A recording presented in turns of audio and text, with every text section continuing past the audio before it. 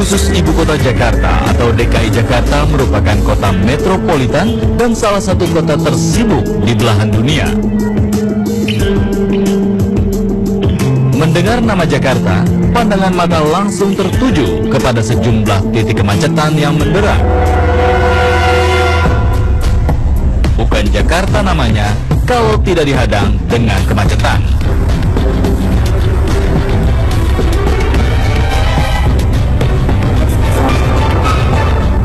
Kemacetan di Jakarta juga terjadi karena angka permintaan kendaraan roda 4 meningkat tajam. Bayangkan saja, pada tahun 2013, jumlah permintaan kendaraan roda 4 mencapai 1,1 juta unit. Sedangkan di tahun 2014, naik sekitar 10% menjadi 1,2 juta unit.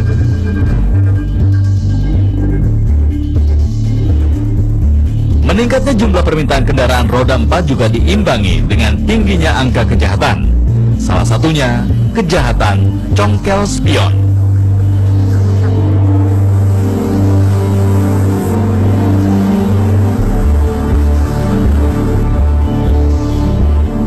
Rekaman ini misalnya, aksi dilakukan di tengah keramaian jalan. Sejumlah kendaraan terjebak macet, membuat bandit ini lebih leluasa beraksi. Satu pria terlihat memantau sebuah mobil mewah. Di tengah kemacetan, ia berusaha mendekat. Setelah situasi dirasakan aman, pria ini dengan cepat menuju mobil tersebut. Tanpa basa-basi, si bandit ini langsung memecahkan kaca spion sebelah kanan mobil mewah ini. Kemudian langsung menghilang. Aksi pencokelan spion berlangsung cepat, bahkan hanya dalam tempo hitungan detik.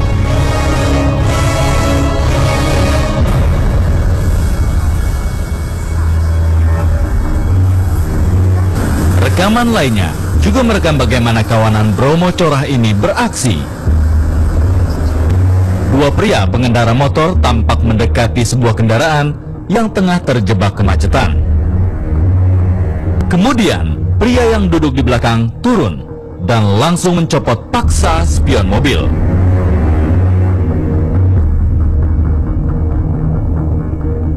Aksi mereka gagal karena si pengendara mobil melakukan perlawanan dengan menabrak kedua bandit tersebut.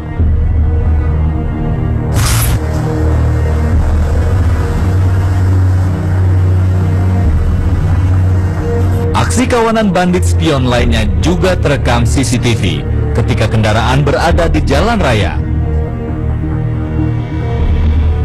Kaca spion mobil ini dipatahkan secara paksa oleh pengendara sepeda motor.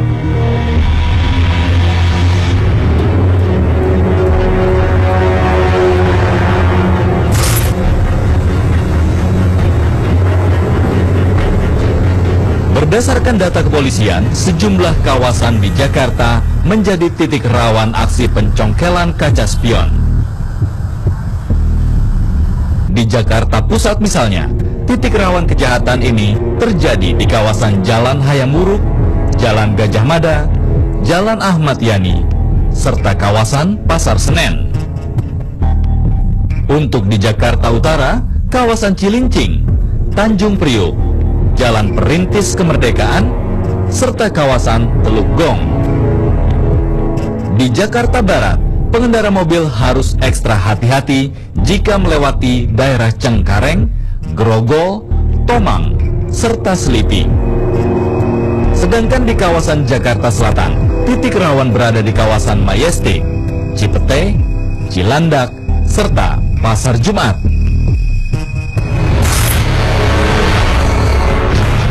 Komplotan bandit spion ini tampaknya mulai gerah dengan langkah kepolisian yang kerap menangkap dan memergoki aksi kejahatan ini. Tidak hanya beroperasi di kemacetan dan lampu merah, kawanan bandit ini mulai menyasar kendaraan yang kerap parkir di tepi jalan. Ya udah, saya lihat mobil parkir di pinggir jalan, nggak ada supirnya, saya patahin.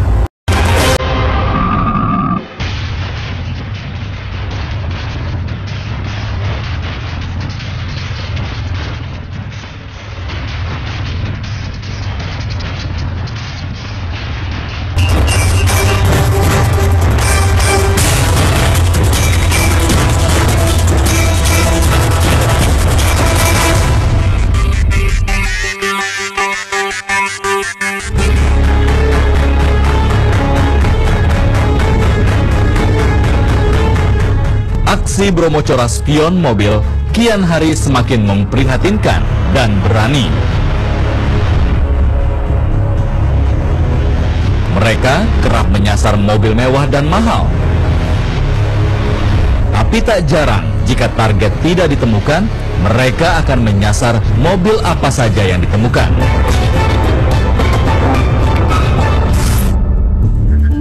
Rekaman gambar ini misalnya, satu pria mengendarai sepeda motor tampak berhenti di depan sebuah kendaraan yang tengah diparkir di pinggir jalan. Pria ini menggunakan pengaman kepala.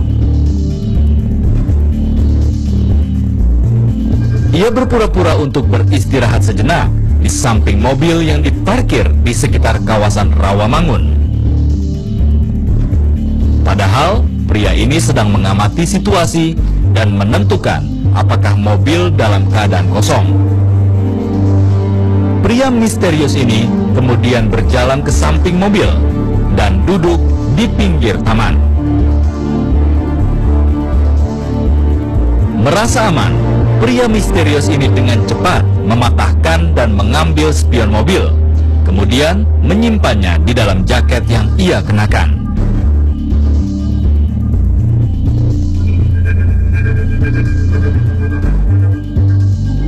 Kaca spion sebelah kanan pun bernasib sama, dipatahkan pelaku dengan mudah. Sepasang kaca spion mobil mewah ini pun raib. Bromocorah ini langsung tancap gas. Tim telusur TV One sempat menemui pemilik mobil tersebut. Kepada kami, Andina bertutur menyoal peristiwa naas yang menimpanya. Ya, waktu itu kan masih di salon, saya di dalam masih diurusin sama mbak-mbaknya, terus udah gitu ada satpam yang tanya salah satu yang di dalam itu apakah ada yang pakai mobil hitam atau tidak gitu. Awalnya sih saya juga nggak aware ya kenapanya, cuman udah gitu dipaksa terus untuk ngelihat dulu mobilnya. Saya ke depan, ya udah ternyata kaca spionnya udah nggak ada. Awalnya saya pikir cuma satu, pas saya lihat lagi satunya juga ternyata udah nggak ada dua-duanya. Enggak, setahu saya nggak ada apa-apa, nggak ada suara alarm, nggak ada apa-apa. Andina yang merupakan pegawai di instansi pemerintah mengaku trauma dengan kejadian tersebut. Sebenarnya nggak sepi ya, cuman mungkin dia karena jalan lumayan luas jadi yang nggak terlalu kelihatan orang, dan sebenarnya belakang saya awalnya ada yang parkir juga. Di situ kan emang daerah salon situ banyak lah yang parkir kan. Andina sempat melaporkan kejadian yang menimpanya ke Polsek Pulau Gadung, Jakarta Timur. Namun sampai berita ini ditayangkan, jajaran Polsek Pulau Gadung belum berhasil menangkap pelakunya. Aksi pencurian spion kendaraan dikategorikan masuk ke dalam aksi pencurian dan kekerasan atau curas. Data Polda Metro Jaya tercatat selama tahun 2014 ada 552 kasus curas yang dilaporkan ke Polda Metro Jaya. Sedangkan pada tahun 2015 sampai bulan Oktober terdapat 314 kasus. Pencurian kaca spion mobil memang kerap terjadi. Hal itu karena di pasar bebas, aksesoris kendaraan ini memiliki harga jual tinggi. Tidak jarang bandit yang tertangkap tangan ini kemudian diamuk massa hingga akhirnya berujung di penjara.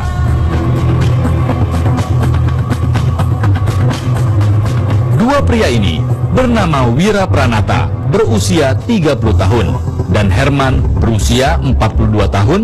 Keduanya tertangkap tangan tengah mencuri spion mobil di kawasan underpass Blasem, Kemayoran, Jakarta Pusat.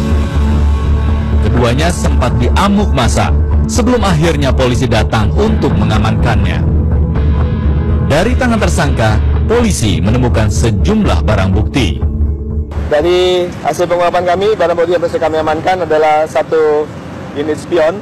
Ini adalah spion dari milik korban yang dipatahkan oleh tersangka.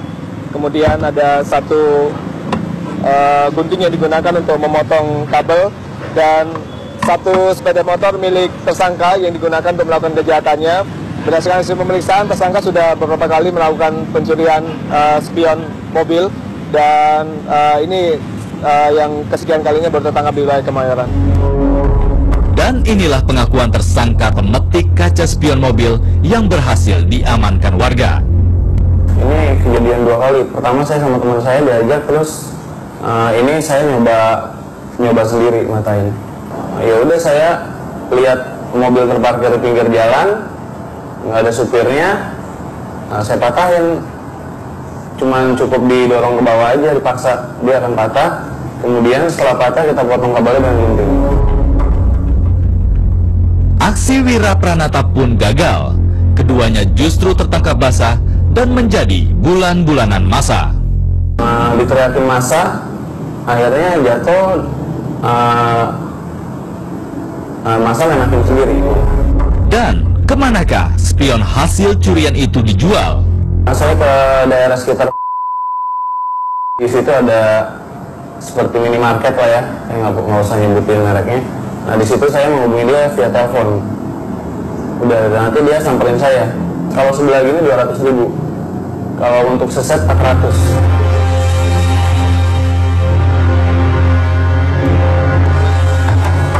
Di tempat inilah kaca spion kendaraan hasil curian kerap dijual.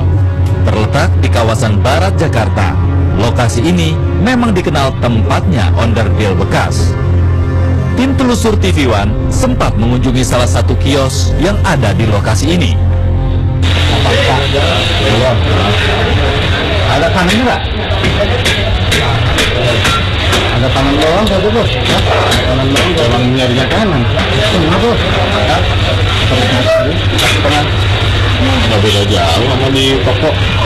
Toko kemarin gue main 700. Ini kirinya dibeli orang atau emang dapat kanan doang? Dapat kanan doang pesanan. Kalau barang ini kadang-kadang kita dapat kanan barang semua. Jadi sih. Murah-murah aja om ya. Potong-potong. Kalau 400 sih itu yang murah. Enggak, ini 300 aja dulu ambil om kanan, ntar kalau ada kiri balik lagi. 300 nggak dapat. 3,5 ya, bayar nih. Kurangin juga lah. Wah. Setelah lama tawar-menawar dengan pedagang, kami akhirnya sepakat membeli 1 buah spion bekas.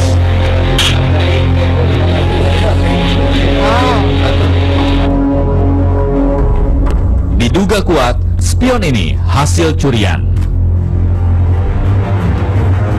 Kalau untuk mobil-mobil kelas mewah ada pesanan, jadi kita diharuskan untuk personil kita bisa nggak bisa harus diperjuangkan untuk 1 minggu istilahnya.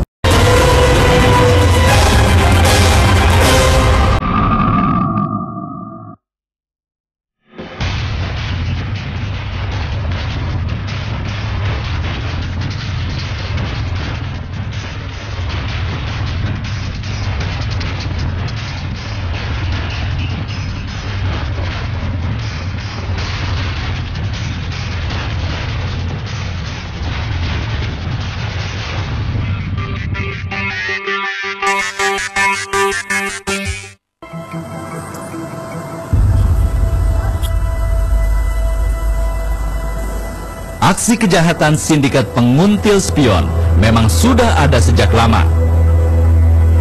Para kawanan ini biasanya sudah mempersiapkan diri dengan matang agar aksinya berjalan lancar. Kendaraan-kendaraan yang diparkir di pinggir jalan inilah sasaran empuk penguntil spion. Oleh karena itu, setiap pengendara wajib berhati-hati jika parkir di lahan umum dan terbuka.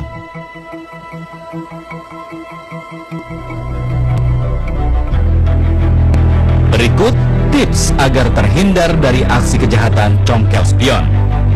Pertama, pilihlah tempat parkir yang aman jika parkir di pinggir jalan. Kedua, usahakan parkir di lokasi yang ada petugas jaga. Ketiga, jika parkir di malam hari, pilih lokasi parkir yang memiliki penerangan cukup. Keempat, menuliskan nomor polisi di kedua spionnya dengan cara digrafir. Tim telusur TV One sempat menemui sindikat pencuri spion mobil yang sudah lama malang melintang di dunia kejahatan. dan kerap melakukan aksi pencurian spion mobil di kawasan Jakarta hingga Semarang, Jawa Tengah.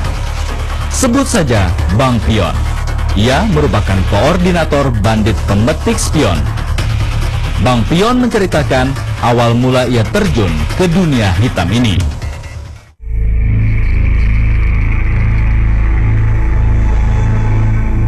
Nah, dari sampai sekarang ya hampir 12 tahunan berarti ya.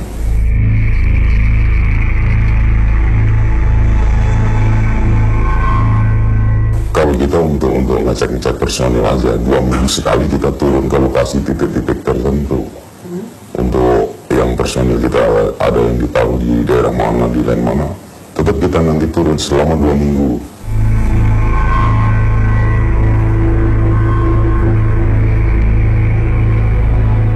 Kita punya bawahan istilahnya naungan lagi di daerah sini, kita pegang 2 orang untuk koordinir personilnya. Jadi belum tentu personilnya kenal muka kita, kalau nama sama-sama tahu.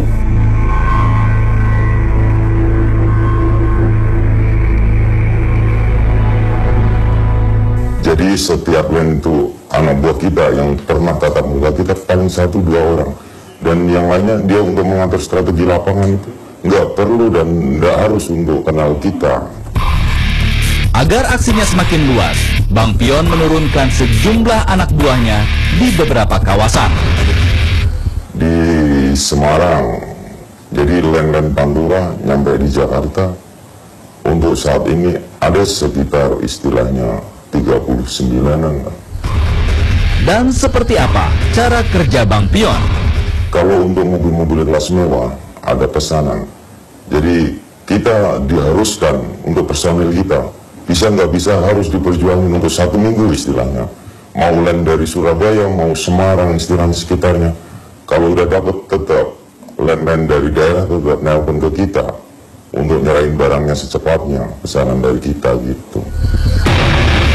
Bang Pion menjelaskan bagaimana ia menghargai spion dari jenis kendaraan yang berbeda-beda. Kalau harga istilah mobil-mobil yang kayak Fortuner istilahnya kan, kita ngasih ke personil kita minimal kadang 2 juta. Mau dia dibagi berapa orang dari judinya sana itu terserah dia. Yang penting dari pusat kita ngasih 2 juta. Ya kalau kayak kelas Avanza, Honda Jazz itu kan kalangan menengah ke bawah ya istilahnya. Paling kelasnya gopek 700 itu. Harga spion di pasar gelap dengan di toko resmi sangat berbeda jauh. Kebanyakan di pasar gelap merupakan spion bekas atau rekondisi, sehingga harganya berbeda jauh dengan harga baru. Contoh untuk Alphard ini, untuk mirror AC-nya itu dengan cover totalnya 8.918.000 untuk Alphard. Kemudian untuk Avanza, mirror AC dan cover itu total 1.340.000. Kemudian untuk Harrier, AC-nya adalah 5.350.000. Untuk Fortuner itu total 2.800.000. Nah, yang terakhir nih saya ambil sampel Vios adalah totalnya dengan biaya pengecatan cover itu sekitar 3.170.000. Itu sudah 2 pasang, maksudnya sudah kanan kiri ya Pak? Baru 1 sisi saja, tinggal dikali 2. Dan inilah ciri khas spion resmi yang dijual oleh dealer. Pastinya sih fisiknya ya Bu ya, bisa dilihat kan yang baru atau yang lama. Kemudian partnya juga material juga kelihatan mana yang asli Toyota dan bukan, biasanya dari cetakannya kelihatan. Kelompok pengutil spion kian merajalela. Mereka merupakan teror baru bagi setiap pengendara kendaraan roda 4 di jalan raya. Kita harus waspada, bisa jadi kita adalah korban berikutnya. Maka berhati-hatilah